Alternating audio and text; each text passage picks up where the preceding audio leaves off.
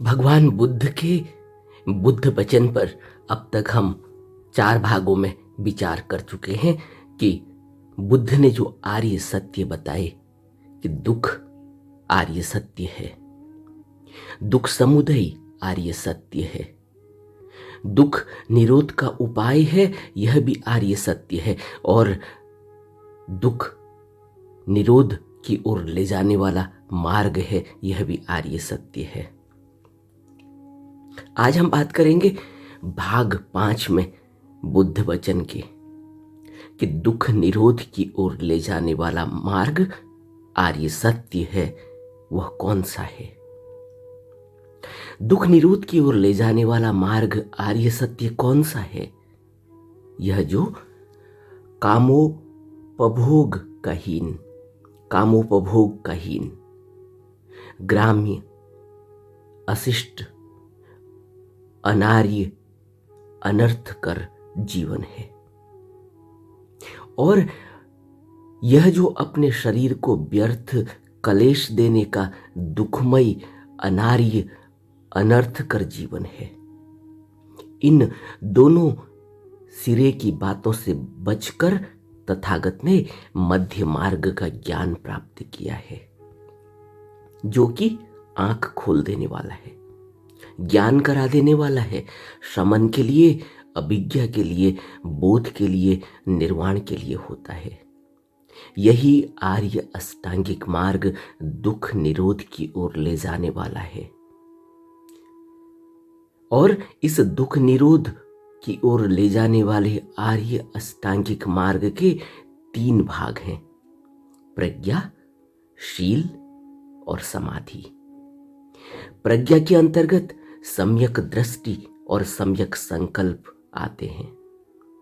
शील के अंतर्गत सम्यक वाणी, सम्यक कर्मांत, सम्यक आजीविका आते हैं, और समाधि के अंतर्गत सम्यक व्यायाम, सम्यक स्मृति और सम्यक समाधि आते हैं। इस तरह से 8 भागों में आर्य अष्टांगिक मार्ग, जो कि दुख निरोध की ओर ले जाने वाला मार्ग है, वह बुद्ध ने बताया। निर्मल ज्ञान की प्राप्ति के लिए यही एक मार्ग है और कोई मार्ग नहीं। इस मार्ग पर चलने से तुम दुख का नाश करोगे। भिक्षुओं, अपने आप अपने दीपक बनो, अपनी ही शरण जाओ, किसी दूसरे की शरण नहीं। काम तो तुम्हें ही सिरे चढ़ाना है, तथागत तो केवल मार्ग बतला देने वाले हैं। भिक्षुओं, ध्यान दो, अमृत मिला है, मैं तुम्हें सिखाता हूं, मैं तुम्हें धर्मोपदेश देता हूं। जैसे मैं बताता हूं, उसके अनुकूल आचरण करके जिस उद्देश्य की पूर्ति के लिए कुलपुत्र घर से बेघर हो प्रवर्जित होते हैं, उस अनुत्तर ब्रह्मचर्य को शीघ्र ही इसी जन्म में जानकर, साक्षात्कार प्राप्त कर विचरो। यह दुख निरोध की ओर ले जाने वाला मार्ग आर्य सत्य बुद्ध ने बुद्ध वचन में हमें बताया। अब यह जो दुख निरोध की ओर ले जाने वाला मार्ग है आर्य अष्टांगिक मार्ग, इसके 8 भागों को अब हम डिटेल में बात करते हैं। सबसे पहले सम्यक दृष्टि। भिक्षुओं, सम्यक दृष्टि कौन सी होती है? भिक्षुओं, जिस समय आर्य श्रावक दुराचरण को पहचान लेता है, दुराचरण के मूल कारण को पहचान लेता है, सदाचरण को पहचान लेता है और सदाचरण के मूल कारण को पहचान लेता है, तब उसकी दृष्टि इस कारण से भी सम्यक दृष्टि या सीधी दृष्टि कहलाती है। उसकी इस धर्म से अचल श्रद्धा है, वह इस धर्म में आ गया है। भिक्षुओं, दुराचरण कौन से हैं? 3 प्रकार के दुराचरण हैं: शारीरिक कृत्य, वाणी के कृत्य और मन के कृत्य।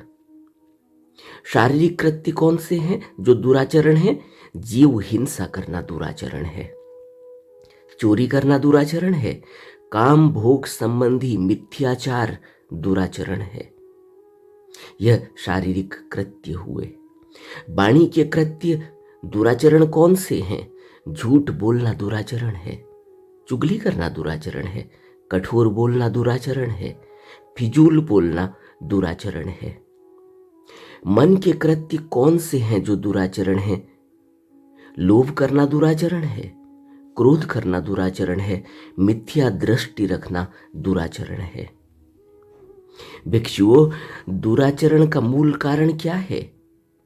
दुराचरण का मूल कारण लोभ है, दुराचरण का मूल कारण द्वेष है, दुराचरण का मूल कारण मोह है।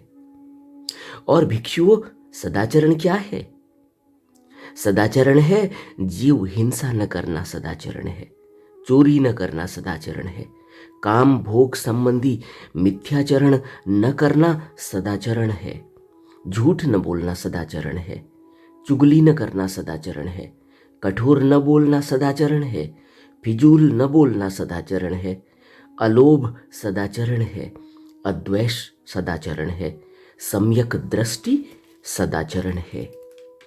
भिक्षुओं, सदाचरण का मूल कारण क्या है? सदाचरण का मूल कारण लोभ का न होना है, सदाचरण का मूल कारण द्वेष का न होना है, और सदाचरण का मूल कारण मोह का न होना है। और भिक्षुओं, जो आर्य श्रावक दुख को समझता है, दुख के समुदय को समझता है, दुख के निरोध को समझता है, दुख के निरोध की ओर ले जाने वाले मार्ग को समझता है, वह इस समझ के कारण सम्यक दृष्टि वाला होता है।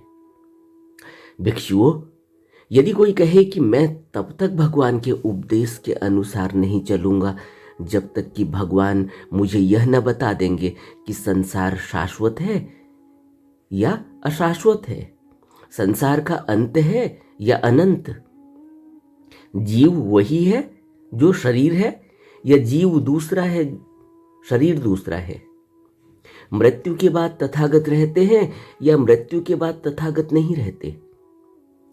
तो भिक्षुओं, ये बातें तो तथागत के द्वारा बेकही ही रहेंगी और वह मनुष्य यूं ही मर जाएगा। भिक्षुओं, जैसे किसी आदमी को जहर में बुझा हुआ तीर लगा हो, उसके मित्र रिश्तेदार उसे तीर निकालने वाले वैद्य के पास ले जाएं, लेकिन वह कहे कि मैं तब तक तीर नहीं निकलवाऊंगा जब तक यह न जान लूं कि जिस आदमी ने मुझे वह तीर मारा है वह क्षत्रिय है, ब्राह्मण है, वैश्य है या शूद्र। अथवा वह कहे मैं तब तक यह तीर नहीं निकलवाऊंगा जब तक यह न जान लूं कि जिस आदमी ने मुझे यह तीर मारा है उसका अमुक नाम है, उसका अमुक गोत्र है। अथवा वह कहे कि मैं तब तक यह तीर नहीं निकलवाऊंगा जब तक यह न जान लूं कि जिस आदमी ने मुझे यह तीर मारा है वह लंबा है, छोटा है या मझले कद का है। तो हे भिक्षुओं, उस आदमी को इन बातों का पता लगेगा नहीं और वह यूं ही मर जाएगा। भिक्षुओं, संसार शाश्वत है, ऐसा मत रहने पर भी संसार अशाश्वत है, ऐसा मत रहने पर भी संसार शांत है, और ऐसा मत रहने पर भी संसार अनंत है। संसार संत है और ऐसा मत रहने पर भी संसार अनंत है। ऐसा मत रहने पर भी कि जीव वही है जो शरीर है, ऐसा मत रहने पर भी कि जीव दूसरा है, शरीर दूसरा है। ऐसा मत रहने पर भी कि मृत्यु के बाद तथागत रहते हैं, ऐसा मत रहने पर भी कि मृत्यु के बाद तथागत नहीं रहते हैं। ऐसा मत रहने पर भी कि जन्म, बुढ़ापा, मृत्यु, शोक, रोना पीटना, पीड़ित होना, चिंतित होना, परेशान होना तो हर हालत में है ही, और मैं इसी जन्म में जीते जी इन्हीं सब के नाश का उपदेश देता हूं। भिक्षुओं, जिस अज्ञ पृथकजन ने आर्यों की संगति नहीं की, भिक्षुओं, जिस अज्ञ यानी अज्ञानी पृथकजन ने आर्यों की संगति नहीं की, आर्य धर्म का ज्ञान प्राप्त नहीं किया, आर्य धर्म का अभ्यास नहीं किया, सत्पुरुषों की संगति नहीं की। एक बार दोबारा से इन शब्दों को अपने मन के अंदर बैठ जाने दें। भिक्षुओं, जिस अज्ञ पृथकजन ने आर्यों की संगति नहीं की, आर्य धर्म का ज्ञान प्राप्त नहीं किया, आर्य धर्म का अभ्यास नहीं किया, सत्पुरुषों की संगति नहीं की, सद्धर्म का ज्ञान प्राप्त नहीं किया, सद्धर्म का अभ्यास नहीं किया, अथवा मन सत्काई दृष्टि से युक्त होता है, वह यह नहीं जानता कि सत्काई दृष्टि पैदा होने पर उससे किस प्रकार मुक्त हुआ जाता है। उसकी सत्काई दृष्टि दृढ़ होकर उसको पतन की ओर ले जाती है और बंधन बन जाती है। उसका मन विचिकित्सा से युक्त होता है, उसका मन शील व्रत परामर्श से युक्त होता है, उसका मन काम वासना से युक्त होता है, उसका मन क्रोध से युक्त होता है, उसका क्रोध दृढ़ होकर उसे पतन की ओर ले जाने वाला बंधन बन जाता है। वह यह नहीं जानता कि उसे किन बातों को मन में स्थान नहीं देना चाहिए और किन बातों को मन में स्थान देना चाहिए। इसलिए वह जिन बातों को मन में स्थान नहीं देना चाहिए उन बातों को मन में स्थान देता है, और जिन बातों को मन में स्थान देना चाहिए उनको मन में स्थान नहीं देता। वह नामुनासिब ढंग से विचार करता है। यह कौन व्यक्ति है जो नामुनासिब ढंग से विचार करता है? जिसको हम ऊपर बताकर आए हैं कि भिक्षुओं, अज्ञ पृथकजन ने आर्यों की संगति नहीं की, जिसने आर्य धर्म का ज्ञान प्राप्त नहीं किया, जिसने आर्य धर्म का अभ्यास नहीं किया, जिसने और सत्पुरुषों की संगत नहीं की, जिसने सद्धर्म का ज्ञान प्राप्त नहीं किया, जिसने सद्धर्म का अभ्यास नहीं किया, जिसने उसका मन सत्काई दृष्टि से युक्त होता है। वह यह नहीं जानता कि सत्काई दृष्टि पैदा होने पर उससे किस प्रकार मुक्त हुआ जा सकता है। उसकी सत्काई दृष्टि दृढ़ होकर उसको पतन की ओर ले जाती है और बंधन बन जाती है। वह क्या करता है? वह नामुनासिब ढंग से विचार करता है। मैं भूतकाल में था कि नहीं था, मैं भूतकाल में क्या था, मैं भूतकाल में कैसा था, मैं भूतकाल में क्या होकर फिर क्या हुआ, मैं भविष्यकाल में होऊंगा कि नहीं होऊंगा, मैं भविष्यकाल में क्या होऊंगा, मैं भविष्यकाल में कैसा होऊंगा, मैं भविष्यकाल में क्या होकर क्या होऊंगा।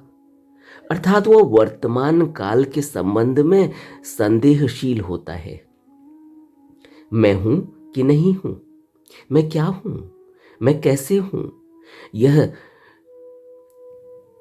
सत्व कहां से आया, यह कहां जाएगा। उसके इस प्रकार नामुनासिब ढंग से विचार करने से उसके मन में इन 6 दृष्टियों यानी 6 मतों में से एक दृष्टि घर कर लेती है। क्या दृष्टि घर कर लेती है? या तो वह इस बात को सच समझता है कि मेरा आत्मा है, या वह इस बात को सच समझता है कि मेरा आत्मा नहीं है, या तो वह इस बात को सच समझता है कि मैं आत्मा से आत्मा को पहचानता हूं, या वह इस बात को सच समझता है कि मैं अनात्मा से आत्मा को पहचानता हूं, अथवा उसकी ऐसी दृष्टि होती है जो उसका आत्मा कहलाता है यही अच्छे बुरे कर्मों का फल भोगने वाला है, तथा यह आत्मा नित्य है, ध्रुव है, शाश्वत है, अपरिवर्तनशील है, जैसा है वैसा ही सदैव रहेगा। भिक्षुओं, यह सब केवल मूर्खता ही मूर्खता है। बुद्ध आगे कहते हैं कि भिक्षुओं उसे कहते हैं मतों में जा पड़ना। मतों की गहनता, मतों का कांतार, मतों का दिखावा, मतों का फंदा तथा मतों का बंधन। इन मतों के बंधन में बंधा हुआ आदमी जिसने सद्धर्म को नहीं सुना, वह जन्म, बुढ़ापे व मृत्यु से मुक्त नहीं होता। मुक्त नहीं होता शोक से, मुक्त नहीं होता रोने पीटने से, मुक्त नहीं होता पीड़ित होने से, मुक्त नहीं होता चिंतित होने से, मुक्त नहीं होता परेशान होने से, और मैं कहता हूं कि वह दुख से मुक्त नहीं होता।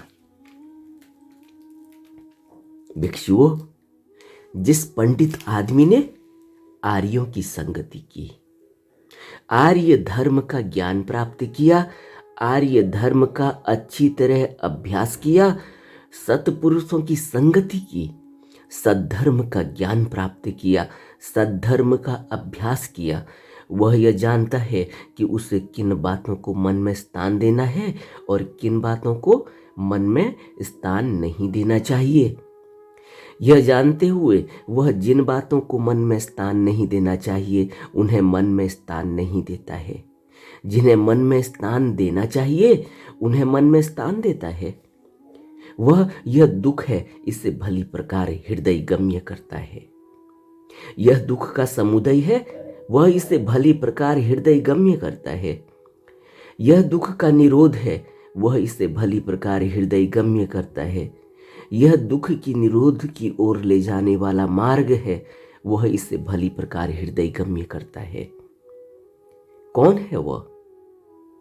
भिक्षुओं, जिससे पंडित आदमी ने आर्यों की संगति की है, जिस पंडित आदमी ने आर्यों की संगति की, आर्य धर्म का ज्ञान प्राप्त किया, आर्य धर्म का अच्छी तरह अभ्यास किया, सत्पुरुषों की संगति की, सद्धर्म का ज्ञान प्राप्त किया, सद्धर्म का अभ्यास किया है, वह यह जानता है कि उसे किन बातों को मन में स्थान देना है और किन बातों को मन में स्थान नहीं देना है। यह जानते हुए वह जिन बातों को मन में स्थान नहीं देना चाहिए उन्हें मन में स्थान नहीं देता, जिन्हें मन में स्थान देना चाहिए उन्हें मन में स्थान देता है। वह यह दुख है इसे भली प्रकार हृदय गम्य करता है। यह दुख का समुदय है, इसे भली प्रकार हृदय गम्य करता है। यह दुख का निरोध है, इसे भली प्रकार हृदय गम्य करता है। यह दुख निरोध की ओर ले जाने वाला मार्ग है, इसे भली प्रकार हृदय गम्य करता है। इन्हें इस तरह हृदय गम्य करने वाले के तीनों बंधन कट जाते हैं। कौन से तीनों बंधन? सत्काई दृष्टि, विचिकित्सा और तीसरा शील व्रत परामर्श। यह तीन बंधन हैं जो कट जाते हैं उसके जो पंडित आदमी आर्यों की संगति करता है, आर्य धर्म का ज्ञान प्राप्त करता है, आर्य धर्म का अच्छी तरह अभ्यास करता है और सत्पुरुषों की संगति करता है, सद्धर्म का ज्ञान प्राप्त करता है, सद्धर्म का अभ्यास करता है, और वह यह जानता है कि उसे किन बातों को मन में स्थान देना है और किन बातों को मन में स्थान नहीं देना। जिनके भिक्षुओं यह तीनों बंधन कट जाते हैं। कौन से तीनों बंधन? सत्काय दृष्टि, विचिकित्सा और शील व्रत परामर्श। जिसके यह तीनों बंधन कट जाते हैं वे सभी श्रोतापन्न हैं, उनका पतन असंभव है, उनकी संबोधि प्राप्ति निश्चित है। कौन से तीन बंधन हैं? सत्काय दृष्टि, विचिकित्सा और शील व्रत परामर्श। और किनके यह तीनों बंधन कटते हैं? जो पंडित आदमी आर्यों की संगति करता है, आर्य धर्म का ज्ञान प्राप्त करता है, आर्य धर्म का अच्छी तरह अभ्यास करता है, सत्पुरुषों की संगति करता है, सद्धर्म का ज्ञान प्राप्त करता है, सद्धर्म का अभ्यास करता है, और वह यह जानता है कि उसे किन बातों को मन में स्थान देना है और किन बातों को मन में स्थान नहीं देना चाहिए। यह जानते हुए वह जिन बातों को मन में स्थान नहीं देना चाहिए उन्हें मन में स्थान नहीं देता, और जिन बातों को मन में स्थान देना चाहिए उन्हें मन में स्थान देता है। और वह यह जानता है कि दुख क्या है, और वह यह जानता है कि दुख का समुदय क्या है, और वह यह जानता है कि दुख का निरोध क्या है, और वह यह जानता है कि दुख निरोध की ओर ले जाने वाला मार्ग क्या है, वह इसको हृदयगम्य करता है। भिक्षुओं, जिनके यह तीनों बंधन कट गए, वे सभी श्रोतापन्न हैं। उनका पतन असंभव है, उनकी संबोधि प्राप्ति निश्चित है। पृथ्वी के एक छत्र राज्य से स्वर्ग लोक को जाने से समांत विश्व के आधिपत्य से भी बढ़कर है श्रोतापत्ति फल। इन शब्दों को एक बार और दोहरा लेना चाहिए, अपने मन में बैठा लेना चाहिए। पृथ्वी के एक छत्र राज्य से स्वर्ग लोक को जाने से समांत विश्व के आधिपत्य से भी बढ़कर है श्रोतापत्ति फल। और श्रोतापत्ति फल किसको मिलता है? बुद्ध ने ऊपर हमें बताया। बुद्ध आगे कहते हैं, भिक्षुओं, यदि कोई पूछे कि भगवान गौतम किस दृष्टि के हैं, तो उसे भिक्षुओं क्या उत्तर दोगे? भिक्षुओं, तथागत किसी दृष्टि के हैं ऐसी बात ही नहीं रही है। तथागत किसी दृष्टि के हैं ऐसी बात ही नहीं रही है। भिक्षुओं, तथागत ने यह सब देख लिया है कि यह रूप है, यह रूप का समुदय है, यह रूप का अस्त होना है। यह वेदना है, यह वेदना का समुदय है, और यह वेदना का अस्त होना है। यह संज्ञा है, यह संज्ञा का समुदय है, यह संज्ञा का अस्त होना है। यह संखार है, यह संखार का समुदय है, यह संखार का अस्त होना है। तथा यह विज्ञान है, यह विज्ञान का समुदय है, यह विज्ञान का अस्त होना है। इसलिए कहता हूं कि सभी मान्यताओं के, सभी अस्तित्वों के, सभी अहंकारों के, सभी मेरे सभी अभिमानों के नाश से, विराग से, त्याग से, छूटने से, उपादान न रहने से तथागत विमुक्त हो गए हैं। इन शब्दों को एक बार और अपने मन में बैठ जाने दें। बुद्ध कहते हैं कि सभी मान्यताओं के, सभी अस्तित्वों के, सभी अहंकारों के, सभी मेरे भाव के, सभी अभिमानों के नाश से, विराग से, त्याग से, छूटने से, उपादान न रहने से तथागत विमुक्त हो गए हैं। भिक्षुओं, चाहे तथागत उत्पन्न हो, चाहे उत्पन्न न हो, यह सदैव यूं ही रहता है। सभी संस्कार अनित्य हैं, जैसे रूप अनित्य है, वेदना अनित्य है, संज्ञा अनित्य है, संस्कार अनित्य है, विज्ञान अनित्य है। भिक्षुओं, चाहे तथागत उत्पन्न हो, चाहे तथागत उत्पन्न न हो, यह सदैव यूं ही रहता है। सभी संस्कार दुख है, सभी रूप दुख है, सभी वेदना दुख है, सभी संज्ञा दुख है, सभी संस्कार दुख है, सभी संखार दुख है, और सभी विज्ञान दुख है। भिक्षुओं, चाहे तथागत उत्पन्न हो, चाहे तथागत उत्पन्न न हो, यह सदैव यूं ही रहता है। सभी धर्म अनात्म है, जैसे रूप अनात्म है, वेदना अनात्म है, संज्ञा अनात्म है, संस्कार अनात्म है, विज्ञान अनात्म है। भिक्षुओं, पंडित जनों का कहना है कि रूप नित्य नहीं, ध्रुव नहीं, शाश्वत नहीं, अपरिवर्तनशील नहीं। मैं भी कहता हूं कि नहीं है। वेदना, संज्ञा, संस्कार और विज्ञान भी नित्य नहीं, ध्रुव नहीं, शाश्वत नहीं, अपरिवर्तनशील नहीं। सभी पंडित यही कहते हैं, मैं भी कहता हूं कि नहीं है। भिक्षुओं, तथागत के इस प्रकार कहने, उपदेश करने, प्रकाशित करने, स्थापित करने, विस्तार करने, विभाजन करने और उघाड़ कर दिखा देने पर भी यदि कोई नहीं समझता है, नहीं देखता है, तो मैं ऐसे मूर्ख, पृथकजन, अंधे, जिसे आंख नहीं, जो समझता नहीं, जो देखता नहीं, को क्या करूं? बुद्ध कहते हैं कि इस प्रकार कहने, उपदेश करने, प्रकाशित करने, स्थापित करने, विस्तार करने, विभाजन करने और उघाड़ कर दिखा देने पर भी यदि कोई नहीं समझता है, नहीं देखता है, तो मैं ऐसे मूर्ख पृथकजन, अंधे जिसे आंख नहीं, जो समझता नहीं, जो देखता नहीं, को क्या करूं? यह बात भिक्षुओं बिल्कुल असंभव है। इसके लिए बिल्कुल गुंजाइश नहीं कि आंख वाला आदमी किसी भी धर्म को आत्मा करके ग्रहण करे। एक बार और इन शब्दों को अपने अंदर बैठ जाने दें। यह बात भिक्षुओं बिल्कुल असंभव है। इसके लिए बिल्कुल गुंजाइश नहीं कि आंख वाला आदमी किसी भी धर्म को आत्मा करके ग्रहण करे। धर्म को, धर्म शब्द क्या है, इसका विवेचन हम बाद में करेंगे। भिक्षुओं, यदि कोई ऐसा कहे कि वेदना मेरा आत्मा है, तो उसे यूं कहना चाहिए कि आयुष्मान, वेदना 3 तरह की होती हैं, सुख वेदना, दुख वेदना और असुख अदुख वेदना। इन 3 तरह की वेदनाओं में से किस तरह की वेदना को आप आत्मा समझते हैं?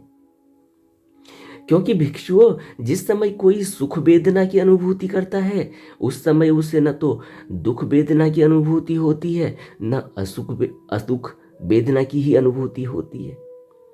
जिस समय कोई दुख वेदना की अनुभूति होती है, उस समय उसे न तो सुख वेदना की अनुभूति होती है, न असुख अदुख वेदना की। उस समय उसे केवल दुख वेदना की ही अनुभूति होती है। और भिक्षुओं, जिस समय कोई असुख अदुख वेदना की अनुभूति करता है, उस समय उसे न सुख वेदना की अनुभूति होती है और न ही दुख वेदना की। उस समय उसे केवल असुख अदुख वेदना की अनुभूति होती है। भिक्षुओं, यह तीनों वेदनाएं अनित्य हैं, संस्कृत है, प्रत्यय है, प्रत्यय से उत्पन्न है, क्षय होने वाली है, व्यय होने वाली है, विराग को प्राप्त होने वाली है, निरोध को प्राप्त होने वाली है, विरोध को प्राप्त होने वाली। इन तीनों वेदनाओं में से किसी एक की भी अनुभूति करते समय यदि किसी को ऐसा होता है कि यह आत्मा है, तो फिर उस वेदना का निरोध होते समय उसको ऐसा होगा कि मेरा आत्मा बिखर रहा है। इस प्रकार वह अपने सामने ही अनित्य, सुख, दुखमय, उत्पन्न तथा विनाश होने वाले आत्मा को देखता है। इसलिए भिक्षुओं, यदि कोई कहे मेरी वेदना आत्मा नहीं, आत्मा की अनुभूति नहीं होती, तो उससे यह पूछना चाहिए कि आयुष्मान, जहाँ किसी की अनुभूति ही नहीं, उसके बारे में क्या यह हो सकता है कि मैं यह कहूँ कि यह आत्मा, कि मैं यह हूँ, आत्मा हूँ? इन शब्दों को एक बार और समझें।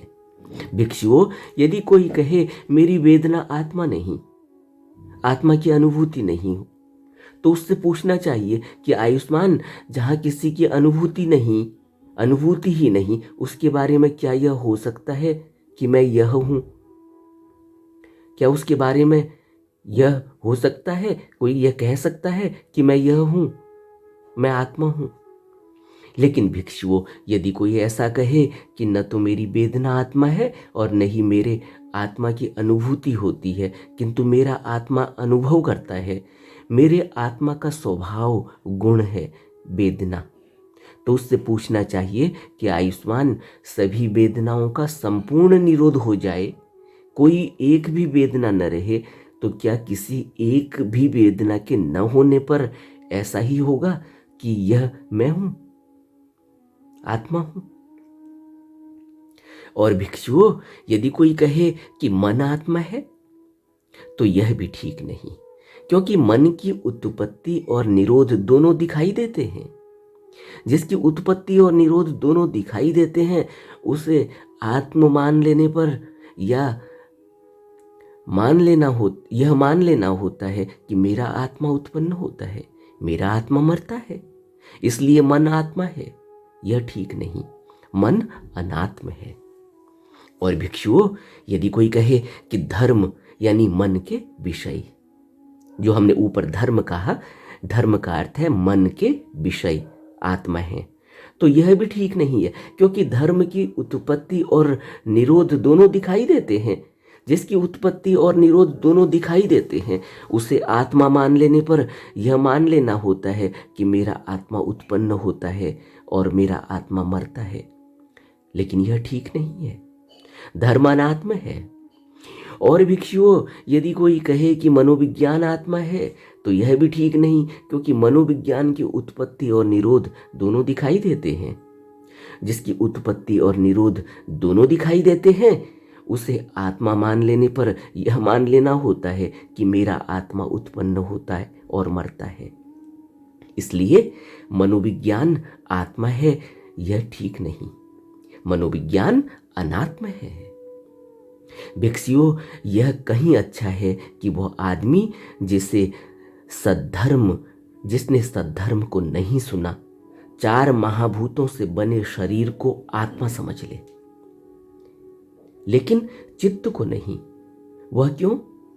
यह जो 4 महाभूतों से बना शरीर है, यह 1 साल, 2 साल, 3 साल, 4 साल, 5 साल, 6 साल और 7 साल तक भी एक जैसा प्रतीत होता है। लेकिन जिसे चित्त कहते हैं, मन कहते हैं, विज्ञान कहते हैं, वह तो रात को और ही उत्पन्न होता है तथा निरोध होता है, और दिन को और ही उत्पन्न होता है और निरोध होता है। तो बुद्ध कह रहे हैं कि भिक्षुओं, यह कहीं अच्छा है कि वह आदमी जिसने सद्धर्म को अभी नहीं सुना, वह 4 महाभूतों से बने इस शरीर को ही आत्मा समझ ले, लेकिन चित्त को नहीं। क्योंकि यह जो 4 महाभूतों से बना शरीर है, यह तो फिर भी 1 साल से लेकर 7 साल तक भी एक जैसा ही प्रतीत होता है। लेकिन जिसे चित्त कहते हैं, मन कहते हैं, विज्ञान कहते हैं, यह तो रात को कुछ और होता है, दिन को कुछ और होता है। रात को और ही उत्पन्न होता है, निरोध होता है, और दिन को और ही उत्पन्न होता है, निरोध होता है। इसलिए भिक्षुओं, इसे अच्छी प्रकार समझकर यथार्थ रूप से यूं समझना चाहिए कि यह जितना भी रूप है, जितनी भी वेदना है, जितनी भी संज्ञा है, जितने भी संस्कार हैं, जितना भी विज्ञान है, चाहे भूतकाल का हो, चाहे वर्तमान का हो, चाहे भविष्य का हो, चाहे अपने अंदर का हो अथवा बाहर का, चाहे स्थूल हो अथवा सूक्ष्म, चाहे बुरा हो अथवा भला, चाहे दूर हो अथवा समीप, वह न मेरा है, न वह मैं हूं, न वह मेरा आत्मा है। भिक्षुओं, यदि मुझे लोग ऐसा पूछें कि तुम पहले समय में थे कि नहीं थे, तुम भविष्य में होगे कि नहीं होगे, तुम अब हो कि नहीं हो, तो उनके ऐसा पूछने पर मैं उनको यूं कहूंगा कि मैं पहले समय में था, नहीं था। ऐसा नहीं है। मैं उनको यूं कहूंगा कि मैं पहले समय में था, नहीं था, ऐसा नहीं है। मैं भविष्य में होऊंगा, नहीं होऊंगा, ऐसा नहीं है। मैं अब हूं, नहीं हूं, ऐसा नहीं है। भिक्षुओं, जो कोई प्रतीत्य समुत्पाद को समझता है, वह धर्म को समझता है, और जो धर्म को समझता है, वह प्रतीत्य समुत्पाद को समझता है। जैसे भिक्षुओं, गौ से दूध, दूध से दही, दही से मक्खन, मक्खन से घी, और घी से घी मंडा होता है। जिस समय दूध होता है, उस समय उसे न दही कह सकते, न मक्खन कह सकते, न घी का मांडा। जिस समय वो दही होता है, उस समय उसे न दूध कहते, न मक्खन कहते, न घी कहते, और न घी का मांडा। उसी प्रकार भिक्षुओं, जिस समय मेरा भूतकाल का जन्म था, उस समय मेरे भूतकाल का जन्म ही सत्य था। यह वर्तमान और भविष्य का जन्म असत्य था। जब मेरा भविष्य काल का जन्म होगा, उस समय मेरा भविष्य काल का जन्म ही सत्य होगा। यह वर्तमान और भूतकाल का जन्म असत्य होगा। यह जो मेरा अब वर्तमान में जन्म है, सो इस समय मेरा यही जन्म सत्य है। भूतकाल का और भविष्य का जन्म असत्य है। भिक्षुओं, यह लौकिक संज्ञा, यह लौकिक निरुक्तियां हैं, यह लौकिक व्यवहार हैं, यह लौकिक प्रज्ञप्तियां हैं। प्रज्ञप्तियां, इनका तथागत व्यवहार करते हैं लेकिन इनमें फंसते नहीं। इन शब्दों को एक बार और समझते हैं।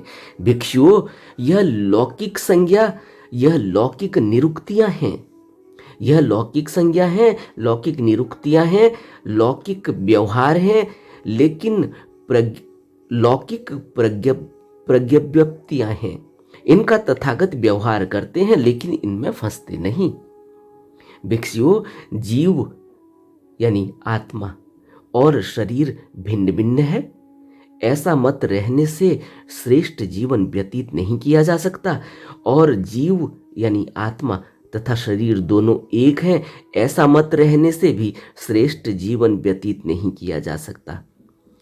इसलिए भिक्षुओं, इन दोनों सिरे की बातों को छोड़कर तथागत बीच के धर्म का उपदेश देते हैं। एक बार और इन बातों को समझते हैं। इसलिए भिक्षुओं, इन दोनों सिरे की बातों को छोड़कर, कौन से दोनों सिरे की बातों को? कि जीव और आत्मा यानी जीव, आत्मा तथा शरीर दोनों एक हैं, ऐसा मत मान लेने से, या जीव अलग है और शरीर भिन्न है, ऐसा मत मान लेने से श्रेष्ठ जीवन व्यतीत नहीं किया जा सकता। इसलिए भिक्षुओं, इन दोनों सिरे की बातों को छोड़कर तथागत बीच के धर्म का उपदेश देते हैं। क्या उपदेश देते हैं? अविद्या के होने से संस्कार, संस्कार होने से विज्ञान, विज्ञान के होने से नाम रूप, नाम रूप के होने से छह आयतन, छह आयतनों के होने से स्पर्श, स्पर्श के होने से वेदना, वेदना के होने से तृष्णा, तृष्णा के होने से उपादान, उपादान के होने से भव, भव के होने से जन्म, और जन्म के होने से बुढ़ापा, मरना, शोक, रोना पीटना, दुख, मानसिक चिंता और परेशानी होती है। भिक्षुओं, इसे प्रतीत्य समुत्पात कहते हैं। अविद्या के ही संपूर्ण विराग से, निरोध से संस्कारों का निरोध होता है। संस्कारों के निरोध से विज्ञान का निरोध होता है, और विज्ञान के निरोध से नाम रूप निरोध हो जाते हैं। नाम रूप निरोध होने से छह आयतनों का निरोध हो जाता है, और छह आयतनों के निरोध होने से स्पर्श का निरोध हो जाता है। स्पर्श के निरोध होने से वेदना का निरोध हो जाता है, और वेदना के निरोध होने से तृष्णा का निरोध हो जाता है। तृष्णा के निरोध होने से उपादान का निरोध हो जाता है, और उपादान के निरोध होने से भव निरोध हो जाता है, और भव निरोध से जन्म का निरोध हो जाता है, और जन्म के निरोध से बुढ़ापे, शोक, रोने पीटने, दुख, मानसिक चिंता तथा परेशानी का निरोध हो जाता है। इस प्रकार इस सारे के सारे दुख स्कंद का निरोध हो जाता है। भिक्षुओं, जिन प्राणियों पर अविद्या का पर्दा पड़ा हुआ है, जो तृष्णा के बंधन से बंधे हैं, वह जहां तहां आसक्त होते हैं, और इस प्रकार उनको बार बार जन्म लेना पड़ता है। इन शब्दों को एक बार और सुनते हैं। भिक्षुओं, जिन प्राणियों पर अविद्या का पर्दा पड़ा हुआ है, अज्ञानता का, जो तृष्णा के बंधन से बंधे हैं, वह जहां तहां आसक्त होते हैं, और इस प्रकार उनको बार बार जन्म लेना पड़ता है। भिक्षुओं, जो कर्म लोभ का परिणाम है, लोभ के कारण किया गया है, भिक्षुओं, जो कर्म लोभ का परिणाम है, लोभ के कारण किया गया है, लोभ से उत्पन्न हुआ है, जहां जहां जन्म होता है वह कर्म वहीं वहीं पकता है। भिक्षुओं, जो कर्म द्वेष का परिणाम है, द्वेष के कारण किया गया है, द्वेष से उत्पन्न हुआ है, जहां जहां जन्म होता है वह कर्म वहीं वहीं पकता है। भिक्षुओं, जो कर्म मूढ़ता का परिणाम है, मूढ़ता के कारण किया गया है, मूढ़ता से उत्पन्न हुआ है, जहां जहां जन्म होता है वह कर्म वहीं वहीं पकता है। जहां वह कर्म पकता है वहां उस कर्म का फल भुगतना होता है, इसी जन्म में या किसी दूसरे जन्म में। इन शब्दों को एक बार और सुनते हैं। भिक्षुओं, जिन प्राणियों पर अज्ञानता का, अविद्या का पर्दा पड़ा हुआ है, जो तृष्णा के बंधन से बंधे हैं, वह जहां तहां आसक्त होते हैं और इस प्रकार उनको बार बार जन्म लेना पड़ता है। भिक्षुओं, जो कर्म लोभ का परिणाम है, लोभ के कारण किया गया है, लोभ से उत्पन्न हुआ है, जहां जहां जन्म होता है वह कर्म वहीं वहीं पकता है। और भिक्षुओं, जो कर्म द्वेष का परिणाम है, द्वेष के कारण किया गया है, द्वेष से उत्पन्न हुआ है, जहां जहां जन्म होता है वह कर्म वहीं वहीं पकता है। भिक्षुओं, जो कर्म मूढ़ता का परिणाम है, मूढ़ता के कारण किया गया है, मूढ़ता से उत्पन्न हुआ है, जहां जहां जन्म होता है वह कर्म वहीं वहीं पकता है। जहां वह कर्म पकता है वहां उस कर्म का फल भुगतना होता है, इसी जन्म में या किसी दूसरे जन्म में। भिक्षुओं, अविद्या का नाश और अविद्या के उत्पन्न होने से तृष्णा निरोध होने पर पुनर्जन्म नहीं होता। जो अलोभ का परिणाम है, अलोभ के कारण किया गया है, अलोभ से उत्पन्न हुआ है। जो अक्रोध का परिणाम है, अक्रोध के कारण किया गया है, अक्रोध से उत्पन्न हुआ है। जो अमूढ़ता का परिणाम है, अमूढ़ता के कारण किया गया है, अमूढ़ता से उत्पन्न हुआ है।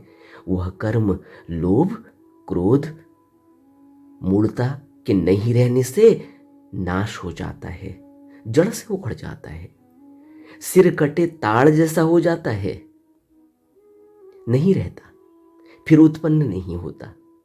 यह जो लोग कहते हैं कि श्रमण गौतम उच्छेदवादी है, उच्छेदवाद का उपदेश देता है, शिष्यों को उच्छेदवाद की शिक्षा देता है, यदि वह उक्त अर्थों में कहते हैं अगर, तो वह ठीक कहते हैं। भिक्षुओं, मैं राग, द्वेष, मोह तथा अनेक प्रकार के पाप कर्मों के उच्छेद का उपदेश करता हूं। यह बुद्ध वचन के भाग 5 में हमने बहुत अच्छी तरह से समझा। अब इन्हें हम अपने जीवन में उतारने की कोशिश करेंगे। नमो बुद्धाय।